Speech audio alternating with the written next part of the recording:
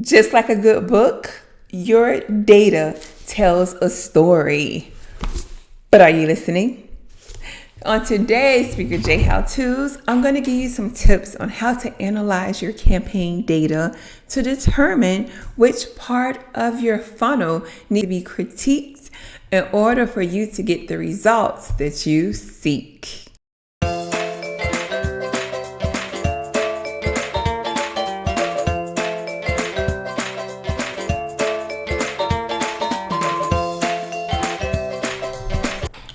So let's get started.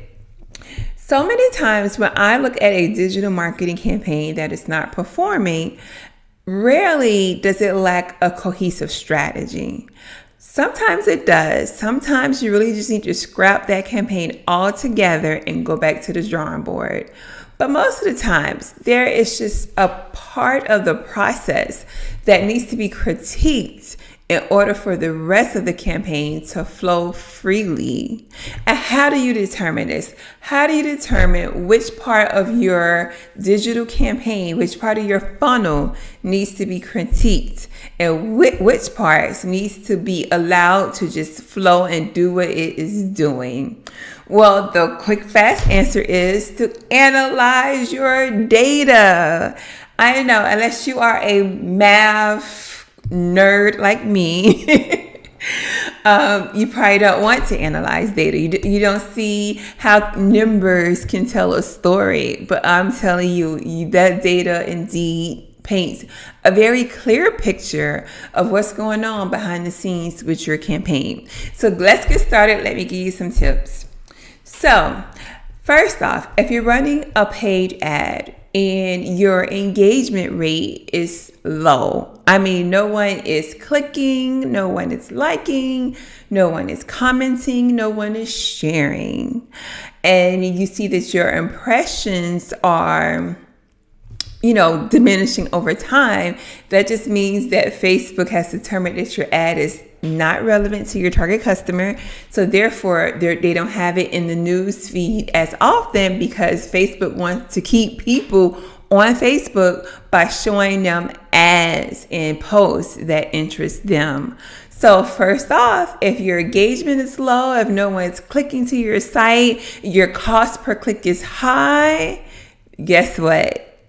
Prime, that is 100% indicator that you need to go back to the drawing board and either critique your messaging, critique your audience, make sure you're targeting the correct audience, or critique your creatives, right?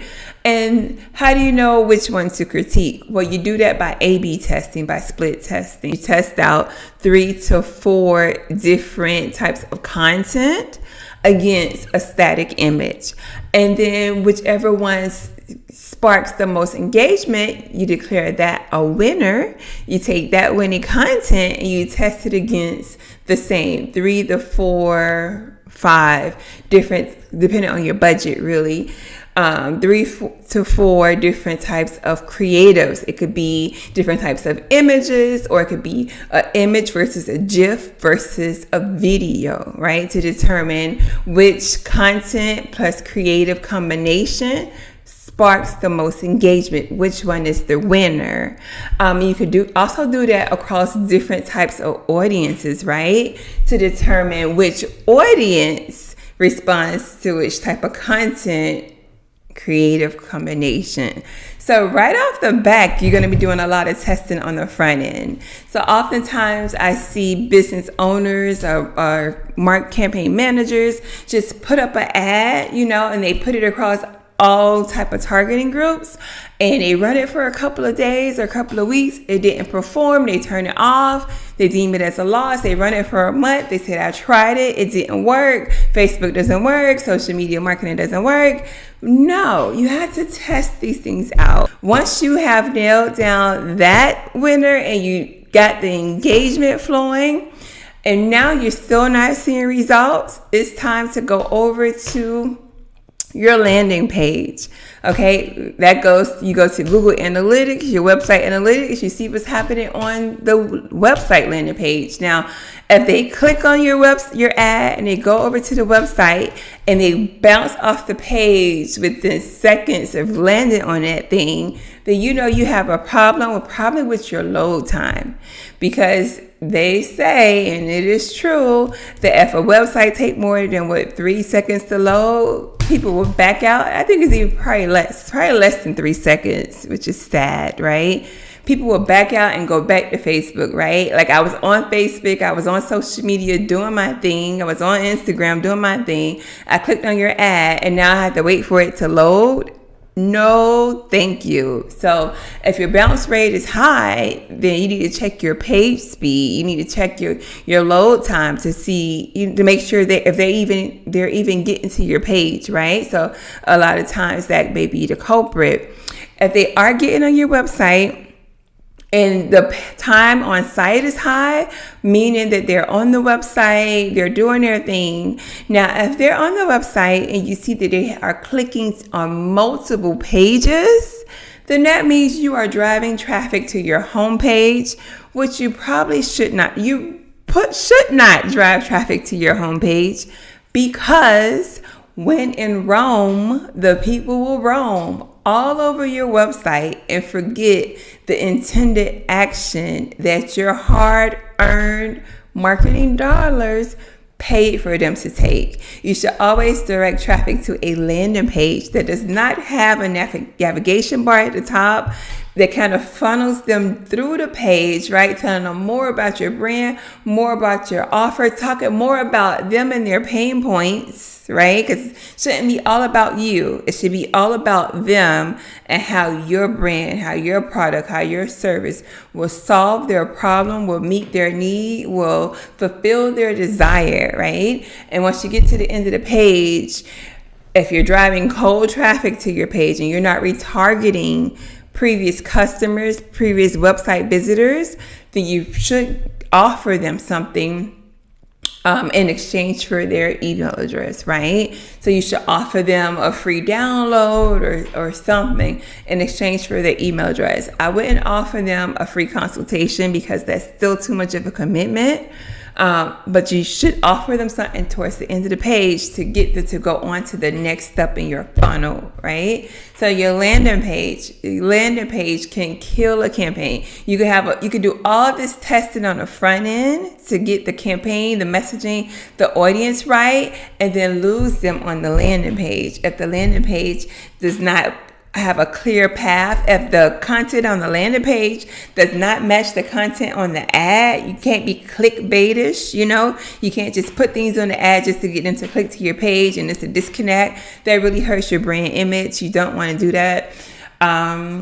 If you're not doing that and people are coming on the page, they're spending time on the page, but they're not making a conversion, they're not filling out the form, they're not requesting your service, they need to put some type of lead generator on the page. Offer them a free download or something. Put a quiz. If you're in a design industry, you could put a design quiz on there. They have to put the email in order to get the results. Like on my website, as a purpose coach, I have a purpose quiz on my website, right? People take the quiz, put in their email to get the results, and I add them to my funnel. So you need to critique their landing page in order to push them through to the next part of the funnel. And then your website is good. If your ad is good, your website is good, your landing page is good, they're converting, but they're not turning into paid customers, then the problem may be with your sales team. I cannot tell you how many times when I used to work with startups, they tell me, oh, these leads are not qualified, they're not good quality. And then I listen in on their sales call and their sales rep is just not doing a good job at selling the service. Marketing is only as good as the support system it has behind it, right? So if your landing page is not good, your messaging is not good, and your sales process is not good, then you really are just wasting your marketing dollars, right? So But if the sales rep is really putting your heart and soul in it, and they are professional and they've been doing it for years, sometimes you are just not pulling in qualified leads. That means you go all the way back to the front with the messaging. Yes, the messaging is resonating with that audience, but is it the right messaging for your business, right? You always have to think about the end result that you want your campaign, you want to achieve. You want to get paid customers, right? Who are aligned with your ideal customer. You don't want to have a high price, high ticket item that you're targeting to low, mid income people. And then your sales rep has to work that much harder to try to convince them, that it's worth the money. But it's not that they're not convinced. They just they can't afford the product, right? So you have a problem with your audience. You have to go back to the beginning and fix that part of the chain. I hope that helped. I hope you wrote down those tips. Those are tried and true. That is how I analyze marketing campaigns when I work with clients who say, I tried it and it didn't work. Well, I can pretty much look at the data or to have a conversation with you or listen in on your sales call and tell you why it did not work.